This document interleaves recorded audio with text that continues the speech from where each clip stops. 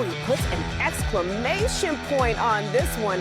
The freshman knocked down a career-high 22 points plus 10 boards. Warm up the bus! Warm up the bus! Warm up the bus! Warm up the bus!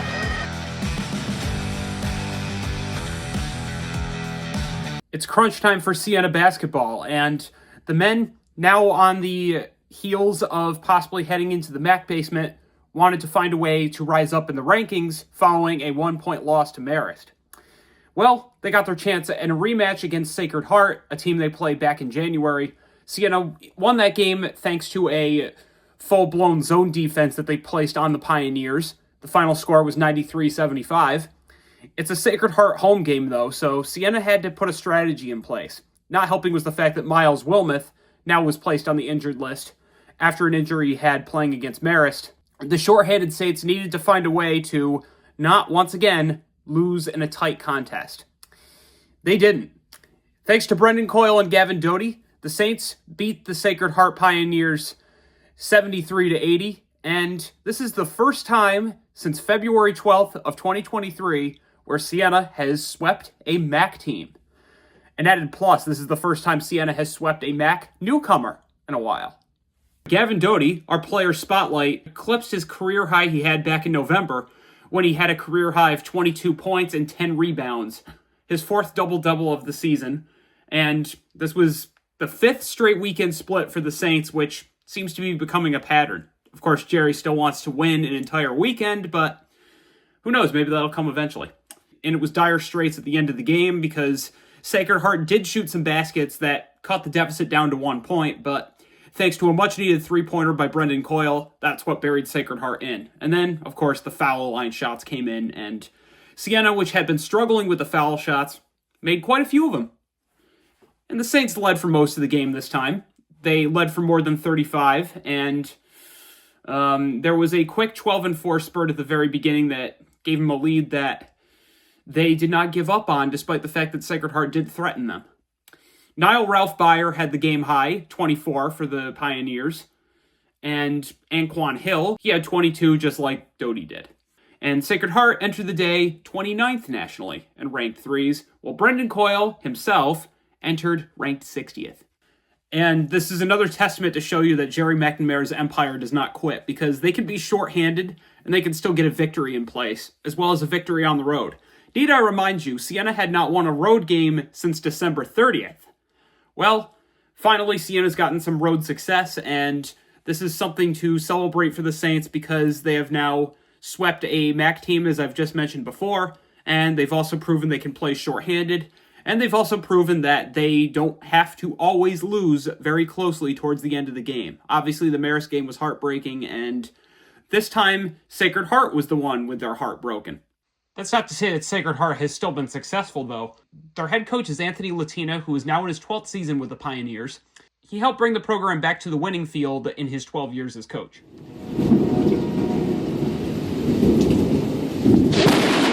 God damn!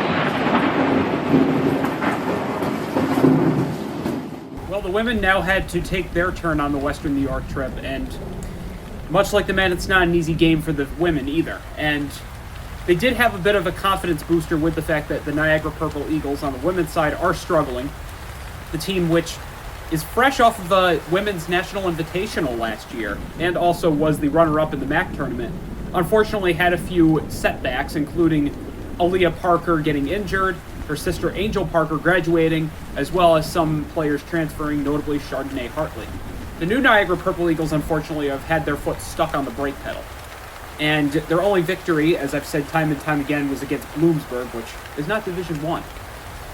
And they've suffered blowout after blowout after blowout this season. With the Siena Saints coming by, though, there were some issues with Anijah Jackson still being sidelined following a technical foul she was given at the Sacred Heart game last week. Without Jackson, the impact was definitely felt. Now, we all know that Niagara's strategy for basketball is called Hurricane Havoc, and obviously there's a hurricane going on behind me. The women for Niagara were definitely looking pretty sharp. There was quite the hurricane going on. The past few years have been more like a tropical storm, or at some points a drought. But Safiatou Kalibu of Niagara had 21 points. And towards the very end of the game, even with Teresa Sapala and Anaja Brown and Zariah Price battling him out, and Miriam Traore with another deep three, it still looked like the Purple Eagles were going to win. And now here's Greg. So yesterday I was working at the radio station to produce the women's basketball game against Niagara. I was there with our general manager, Darren Scott Kibbe, taking care of it. And with about 2 minutes left on the clock, I was certain to myself that the women were not going to win. So I left the station, went back to my room, started doing work. A few minutes later, I get a text from my mom saying, "Holy, fill in the blank." And I assumed that was just her saying, "Wow, they lost the game," after having such a great lead previously. Nope. And then I get a text from the general manager, Darren, a video clip of the audio of the final few seconds of the game, where there's that awesome three-pointer made and get the win.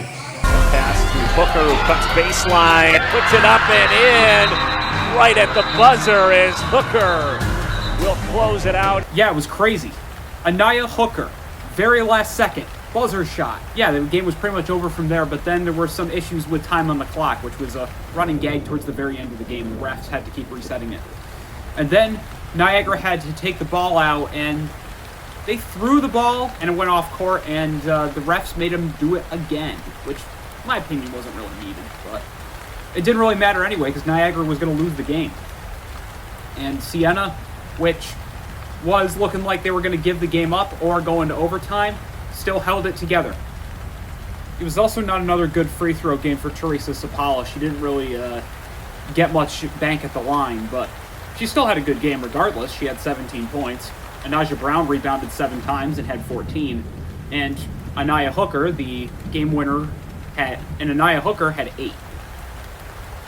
I do hope, though, for Niagara's sake, that they do try to find a way to improve their program and roster, because obviously, last season was quite the good one for them and the previous few, and they're definitely a respectable program, and everyone's got to have a losing season now and then, but you got to find a way to work your way back up from the ground.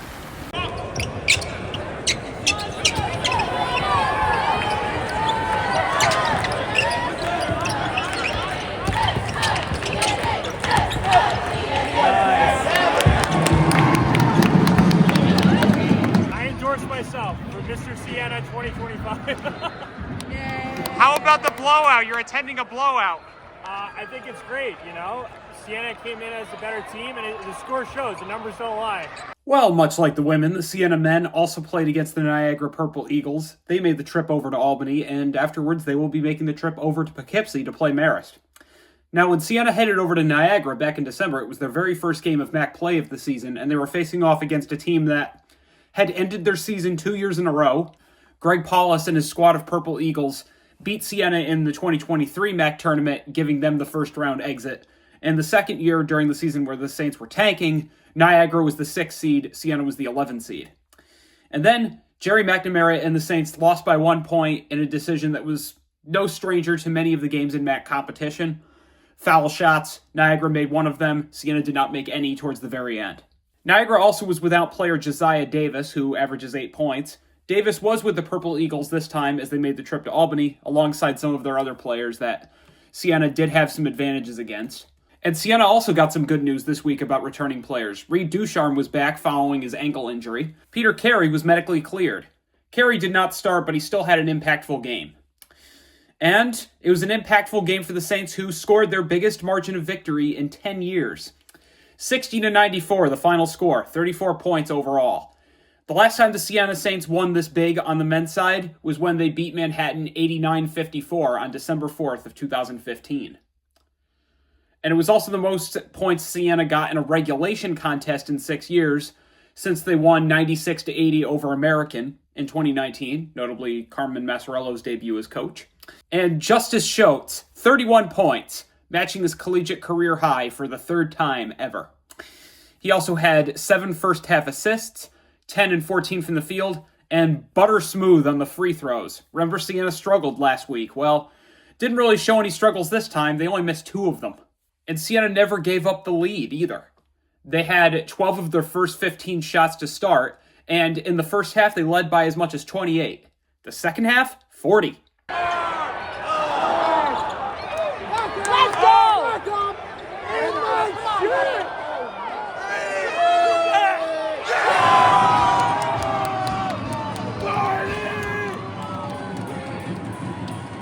Also a big game for Tajay Jones, who had 16. And reigning MAAC Rookie of the Week, Gavin Doty, had his 5th double-double, 12 points and 10 rebounds. Towards the end of the game, with Siena officially blowing out Niagara, Gerry McNamara put in some of the walk-ons, including Cooper Nadler, who had some points scored.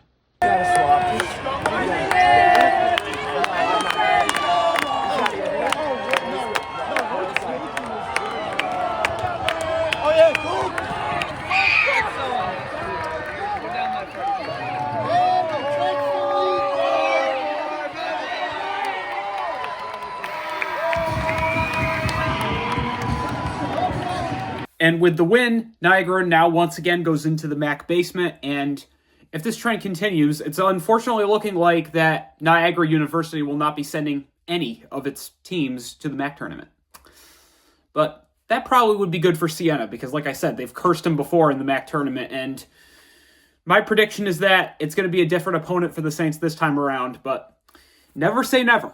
Siena is starting to pose itself as a threat, though. Gerry McNamara was ultimately very pleased with how they played despite the blowout, and he's hoping for something similar against Canisius, which, of course, has been struggling. This was, spoiler warning, before their game in Loudonville next week, they had their 24th loss of the season. Oh, and Joe made a return, and at this point now he's becoming a household name. And now at the Siena School store, you can get your own Party at Joe's shirt.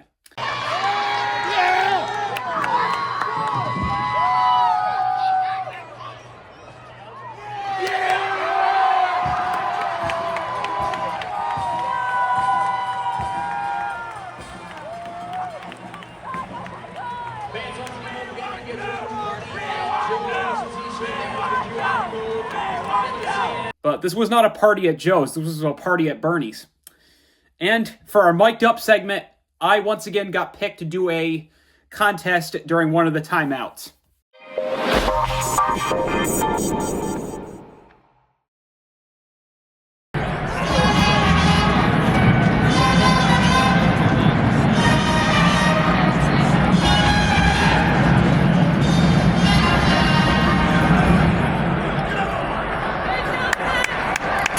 Try. Get out! Now we cut the field in half. We're going to come down to our final three here. Number one, we're going to put it down to 4. Down at 3 by the time this one's over.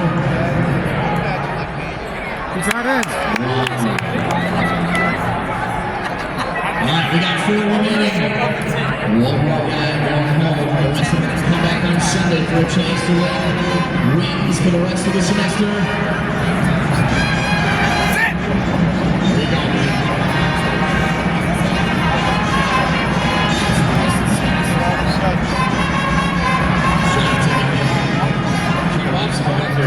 Whoa!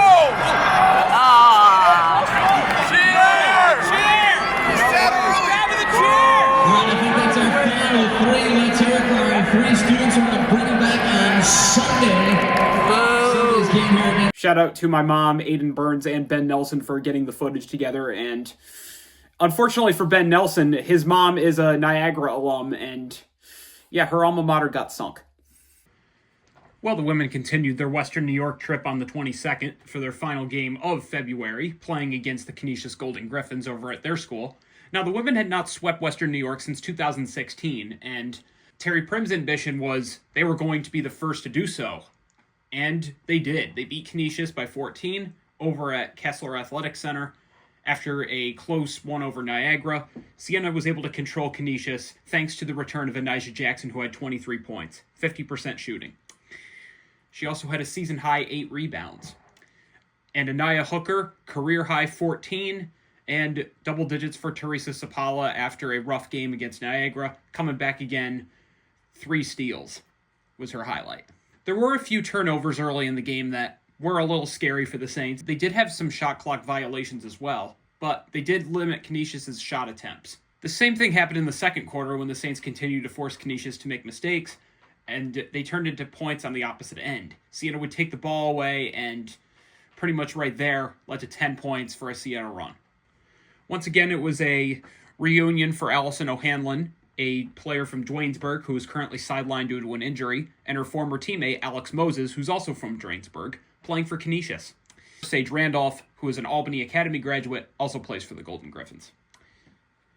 And despite the fact that they had a rough non-conference start, the Tiffany Swafford-led Golden Griffins have been successful in MAAC play, and they are currently out of the MAAC basement, so Canisius will at least send their women, hopefully, to the MAAC tournament. With this win, they're now on a 6-game winning streak, and heading into March, this gives them some momentum to host Mount St. Mary's, which blew them out over at their home school. And also, Anaya Hooker could possibly get a MAAC Weekly Award for her actions.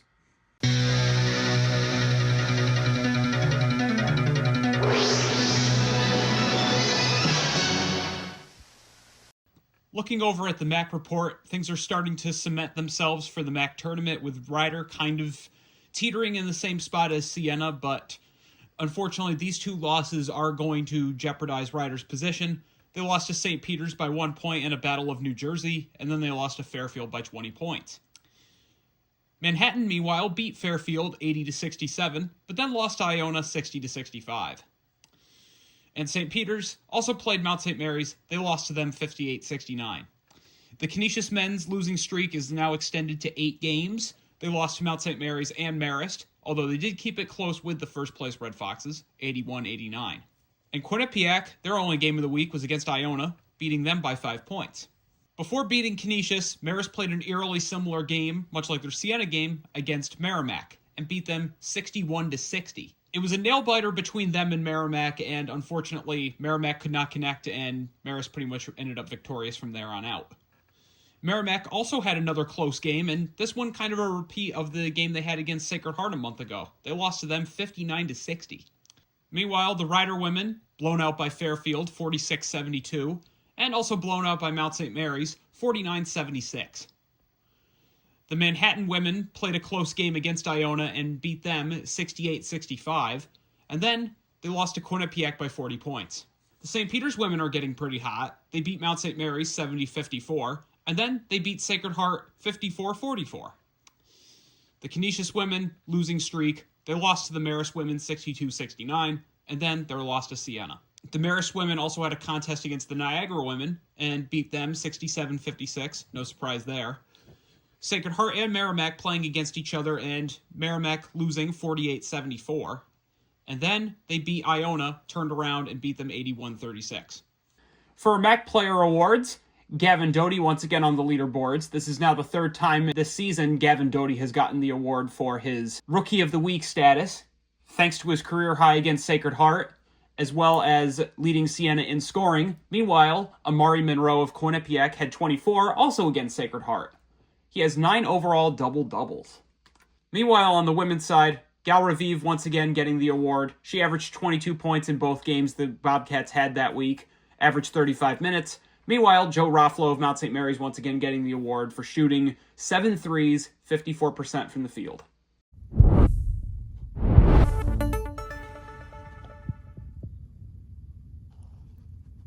A shorter week next week, as Siena will be getting a bye game. First off, the men will be playing Canisius over at home, and then the women will take on Mount St. Mary's over at the UHY Center to start March. Meanwhile, the men head down to Emmitsburg, Maryland to play against the Mount, which is the smallest attended school in the MAAC conference. The Mount St. Mary's men's team can push and pull either way. It's a home game, so I kind of have the Mount favored over Siena for this one. And hopefully the women can put an attack on a team that they lost to badly when they were over in Emmitsburg. All right, to close out this video, Siena recently held a dedication event to the brand new court over in their athletics facility, which was renovated extensively over the summer. I talked about that a little bit in my Siena basketball preview show, but they officially named it in honor of one of their alums who recently passed away, and they also are now currently working on the front doors to the UHY Center. So along the way, we saw some things that other schools did, talked with John Dargenio, and he also had some ideas about it. We put those ideas together and came up with what will be, I think, a wonderful place to highlight Siena athletics. Siena obviously is a school that has a big local presence, but a lot of our student athletes leave. And they may feel like they're forgotten a little bit. And this will tell them that they're not forgotten. And that old saying of that once a saint, always a saint, now I think they'll feel it's true, that they're being remembered and that there's a real, hopefully, connection between all of the student athletes that have been here and made Siena what Siena Athletics is today. Congratulations.